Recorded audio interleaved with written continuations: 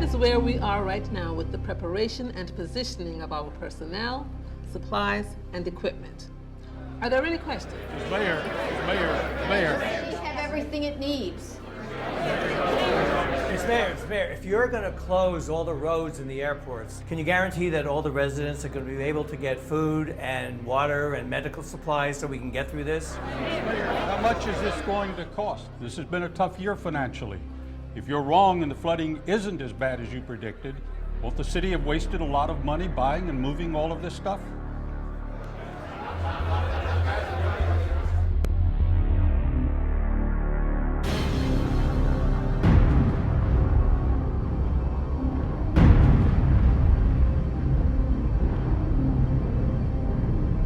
Disasters are both complex and inevitable, and can overwhelm communities of all sizes and types, often without much warning.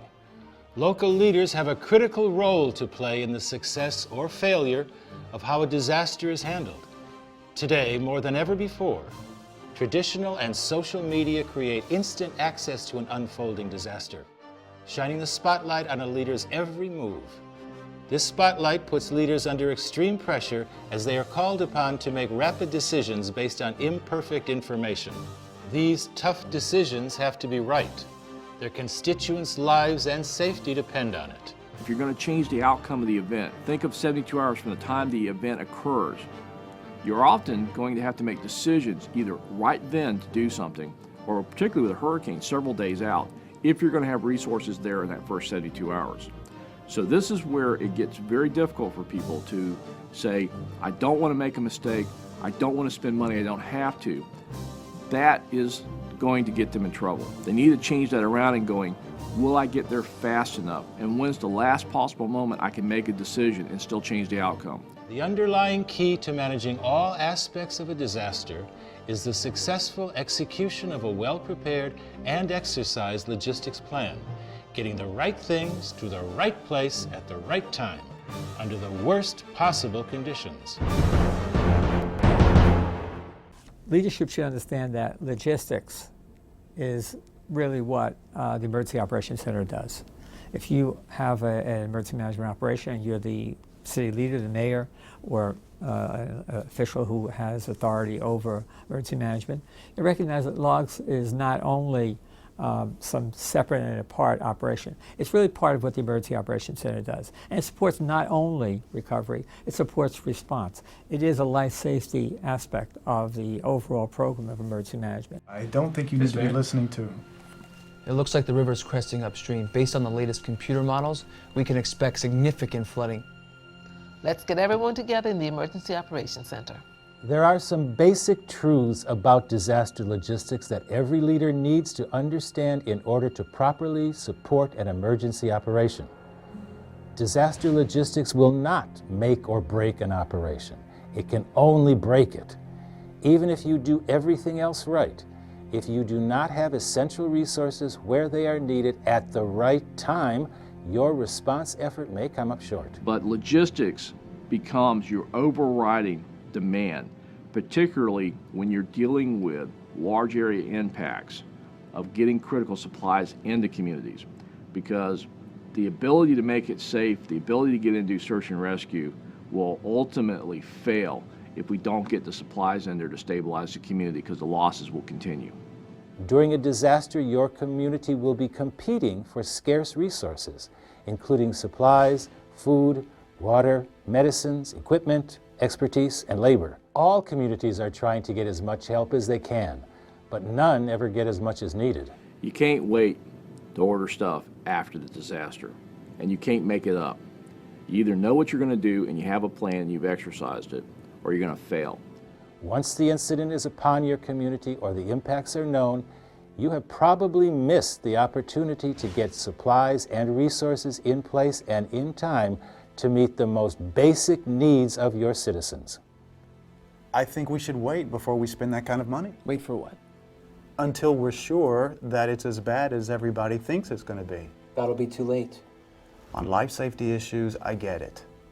But if people have to wait a little longer for water or even go without power for a few days, so be it. We simply can't afford all this. And there are no guarantees that the state or FEMA or anybody else is going to reimburse us. Nobody is talking about providing for every single need. But a few strategic purchases made right now will make things much easier for everyone. Mayor? We've learned lessons from past disasters that can be applied to any emergency situation. Avoid these common mistakes. Don't assume you're ready. You're not.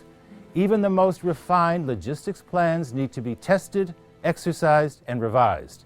Each disaster brings unique challenges that will push the limits of any plan. The other thing that we found, for example, we use school buildings, city-owned buildings, for our shelters. We opened 82 shelters. And we realized that schools want to get back in action. They want to open up the next day. It became a challenge. It will not be as much a challenge here in 2012 because we have dealt with that issue and added more refinements to the plan that allow us to get in more easily with additional labor and get out more easily with additional labor and then move on. Don't expect others to handle your resource needs for you in the immediate aftermath of any incident. Be prepared to be on your own for the first 72 hours before state, federal, or voluntary organizations can reach you. Make sure that you are prepared to be as self-sustaining as possible in these initial days. FEMA's role again will be through the governor's request for assistance is to backfill and support the overall response. But we're not going to be the fastest resources. It's going to be the things that you have, that you've made arrangements for, the contracts that you let, the relationships you have with the private sector, and the resources you have in your warehouses. That will be the first things that get there. Don't overcommit. It's tempting to give answers that people want to hear. However, too often, promising then failing to deliver on badly needed resources, even for perfectly understandable reasons, can cause a loss of credibility which may be difficult to recover. I guess what most surprised me during the whole relief effort, and it shouldn't have been a surprise, is how willing some people, particularly officials, are to get in front of a TV camera to say things that confuses the public, confuse the issue, and frankly make a mess of things. Mayor will address the press in 5 minutes. It's been tough. People need some good news. I want to be able to say that we will definitely be set up tomorrow at 9 a.m. to start handing out water and ice to the people. We have about half of what we need on hand. The rest should be here in a few hours. Miss Mayor, we need to be very careful about promising too much to the public at this point. Conditions are getting much worse. What if the highway's closed and the supplies don't get there when they're expected? The press will be all over you. And more importantly, the community will think we do not have this under control. So what is the right message? Now, let's consider some actions that leaders definitely should take. First, make sure your logistics plan includes consideration for all the variables that your community may face. For example, when stockpiling food and other commodities, you must know how much you will need, how long it will last, where it will be stored until needed, and how it can be safely accessed during an incident. You will also need pre-designated facilities like warehouses, staging areas, and even points of distribution, or pods, located strategically around the community to provide needed supplies directly to your residents. As a leader, your job is not to do the planning. It is to make sure that it gets done. We plan operationally. In talking about logistics, you should ensure that your logistics center is established. You have the staffing, the facility, the technology. You've trained. You've done all the things that say, when I need to turn on a logistics operation, I've got everything ready to go. Next, you will need adequately trained staff. Depending on their size, most communities have a wide variety of specialists on staff, such as planners, social workers, inspectors, accountants, and more. However, very few have full-time professional logisticians. Therefore, you'll have to identify and train staff in the basic principles of disaster logistics. Consider recruiting staff who may not otherwise have a role during a crisis to perform these functions. Finally, empower your emergency managers to do what they do best: coordinate. Well, if you've had your plans in place and if you have a good Office of Emergency Management, you have a good core of volunteers, everybody knows what they're supposed to do. The best thing the leader can do is stay out of the way. Many of the unique and complex logistics and resource management challenges that arise during a disaster can be overcome by enlisting the help of a wide variety of stakeholders. Your emergency managers are already tapped into these networks, so encourage them to leverage all available resources and to be creative in solving problems. They should have the confidence in the emergency manager that this program is essential to save lives. They should understand that in the end, emergency management and logistics support the life safety operations. Although you may have to rely on your own resources in the immediate aftermath of a disaster, you can work now to better prepare for the future.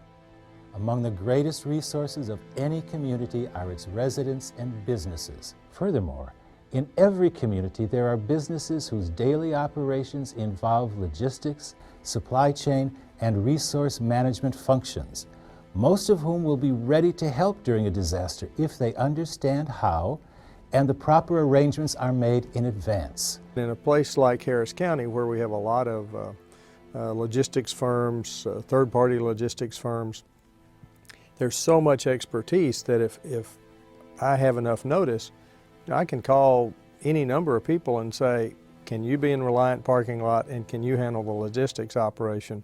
And to them, it's almost like child's play compared to the supply chain that they support day in and day out. We need to work cooperatively to fill the gaps the private sector cannot address and not duplicate what they can get up and start running. In times of disaster, your community can expect significant help from non-governmental, faith-based, and other voluntary organizations. Many have robust disaster response and recovery programs and can provide a wide variety of help with resource needs. In terms of volunteers, there are so many organizations out there that want to volunteer. Faith-based, non-faith-based, some just corporations where they get their employees. The best ones are the ones that say, you know what, we have 300 people, where do you want them? State emergency management agencies play a critical role in disaster logistics. When a community's resources have been overwhelmed, the states are always ready to provide essential support. Each state has its own specific processes for requesting and providing resource support, so make sure that you and your emergency manager know how and when to ask. But during Hurricane Ike, it actually worked pretty well. FEMA had their role. The state government did I think a wonderful job of making assets available to us. And then the local government took over and the decisions were made locally as to what needed to be done. The State Emergency Management Agency is also the conduit for help from the federal government. And again, well-defined processes have been established for FEMA and other federal agencies to assist. Remember, these state and federal agencies will be bombarded with requests during a large-scale disaster, so it may take time and you may not get everything you asked for. Anticipate your needs and be precise in your requests. Waiting too long and then asking for too much may not produce the best results. How are we doing so far? We were able to get most of what we needed, but we definitely have shortfalls on generators and emergency fuel. And if the flooding had continued another day, we may not have been able to meet the demands for food and water on our own. So the basic plan worked? Yes, but we have a long list of after-action items, especially in logistics.